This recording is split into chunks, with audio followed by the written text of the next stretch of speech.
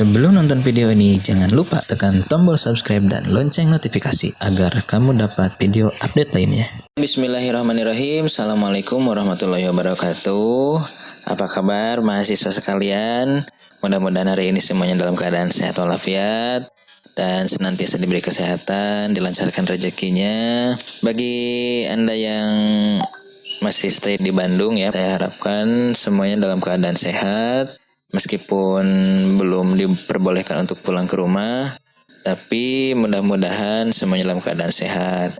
Oke mahasiswa PGMI sekalian, pada beberapa minggu lalu kita sudah melaksanakan 7 pertemuan semuanya. Kita membahas berkaitan dengan perkembangan bahasa peserta didik di SD, yaitu pada level kelas tinggi, di mana kita ketahui kelas tinggi itu yaitu dari kelas 4 sampai kelas 6. Itu yang disebut kategorisasi kelas tinggi. Sedangkan kategorisasi kelas rendah kita semuanya sudah tahu ya, dari kelas 1 sampai kelas 3. Nah, berbicara perkembangan bahasa, seperti yang sudah kita ketahui bersama teman-teman, di sini saya akan memberikan poin-poin yang ingin saya tambahkan pada, sebetulnya ini saya sebut sebagai podcast saja ya, karena ini berbentuk audio, jadi teman-teman cukup mendengarkan saja beberapa penjelasan yang saya tambahkan dari materi-materi yang sudah teman-teman presentasikan. Ada beberapa catatan yang belum tersampaikan oleh teman-teman pada presentasi. Dan mungkin di sini juga saya akan sedikit menyimpulkan kematerian dari pertemuan 1 sampai pertemuan 7. Intinya ada 4 poin besar yang harus kita ketahui. Bagaimana perkembangan bahasa pada anak usia SD. Kemudian yang kedua, apa yang membedakan perkembangan bahasa kelas tinggi dan kelas rendah di SD. Kemudian bagaimana mengembangkan 4 keterampilan bahasa siswa SD di kelas tinggi. Kemudian terakhir saya ingin sedikit menambahkan berkaitan dengan literasi peserta didik di era pendidikan abad 21.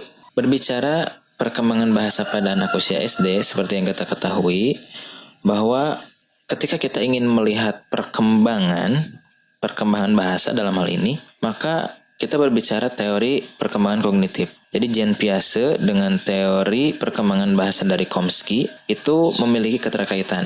Karena berbicara perkembangan bahasa, berarti itu berbicara tentang pola perkembangan kognitif. Kita ketahui dari usia 0 sampai 2 tahun, itu fase sensori motor, yaitu berkaitan dengan penggunaan oral atau mulut, itu dijadikan sebagai alat komunikasi bagi bayi gitu ya. Kemudian perkembangan tahap kedua yaitu praoperasional usia 2 sampai 7 tahun, di mana anak mulai memasuki perkembangan dari perspektif kognitif, perkembangan kognitif yang mulai ditandai dengan anak sudah mengetahui hal-hal di sekitar lingkungannya, akan tetapi belum mengetahui hal-hal yang abstrak gitu ya. Kemudian usia berikutnya itu 7 sampai 11 tahun yaitu operasional konkret, di mana anak mulai berpikir logis, kontekstual, dan ketajaman skematanya, yaitu skemata itu jadi apa yang dia baca, pengetahuan yang diperoleh akan dikaitkan dengan pengalaman-pengalaman yang sudah dia peroleh sebelumnya. Kemudian di usia yang terakhir atau fase terakhir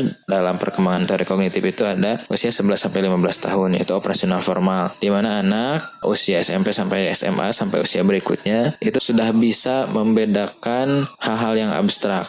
Seperti contoh dia dalam keterampilan berbahasa itu dia sudah mampu menginterpretasikan puisi, diksi gitu ya. Hal-hal yang abstrak dia sudah bisa menerjemahkan atau maksud tujuan dari pembicaraan kemana. Nah, itu fase terakhir. Nah kemudian berbicara perkembangan bahasa sudah dijelaskan di pertemuan sebelumnya bahwa fase pertama itu usia 0 sampai 2 tahun itu hampir sama dengan fase kognitif, di mana anak itu baru bisa mengoceh atau kita sebut juga fase fonologis, di mana anak hanya menyebutkan kata-kata sederhana, mama, papa, mimi, satu kata. Makanya kita sebut juga dengan fase satu kata di usia 0 sampai 2 tahun itu.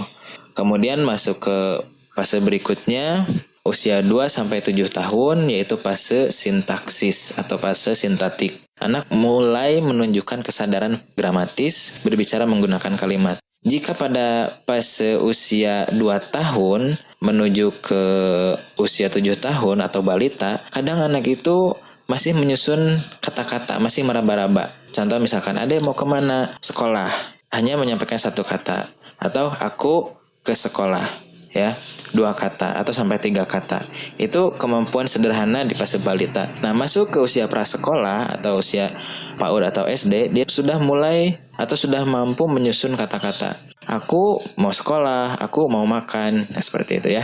Itu fase yang kedua. Kemudian fase yang ketiga yaitu fase semantik. Itu kisaran usia 7-11 tahun. Anak dapat membedakan kata sebagai simbol, konsep yang terkandung dalam makna. Artinya, anak sudah bisa menerjemahkan hal-hal yang abstrak. Contoh gini, misalkan di sana itu ada perhatian untuk tidak melewat atau dilarang menyeberang jalan atau dilarang belok arah. Hal-hal yang bersifat simbol itu bagi anak-anak usia PAUD, SD itu kadang masih sulit dibedakan.